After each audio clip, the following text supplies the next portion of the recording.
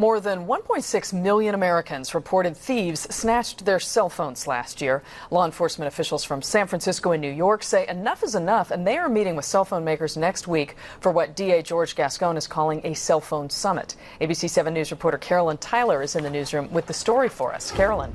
Well, Carolyn, DA Gascon says there are legal tools that could be used to try to force cell phone makers and carriers to play a role in ending thefts, including prosecuting them for unfair business practices.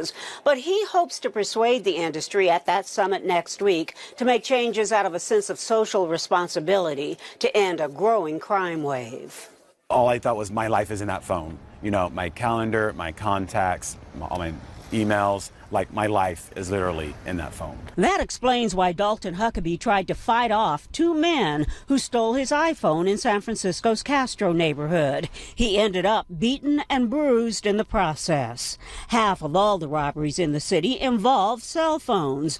All the while, there's a simple solution, according to District Attorney George Gascon. That if the phone can be rendered inoperable once it is reported stolen, the market value of the phone as a stolen item is no longer there.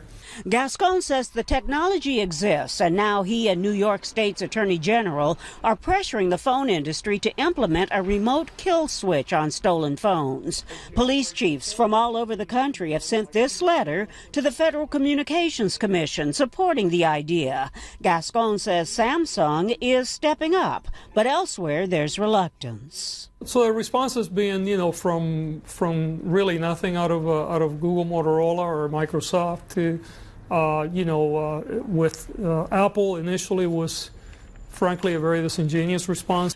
None of those companies responded to the criticism today, but a spokesperson for the cell phone industry points to a database they've created to track stolen phones, saying in a statement, as more countries and more carriers around the world participate in the database, criminals will have fewer and fewer outlets for their stolen devices. But Gascon considers the database ineffective. The head of San Francisco tech company Lookout will attend the so-called smartphone summit in New York next week to offer advice. Right now, there's been everything from discussions of bricking to blacklists, but there also are some interesting things that might be done on the software layer that we need to explore as a group.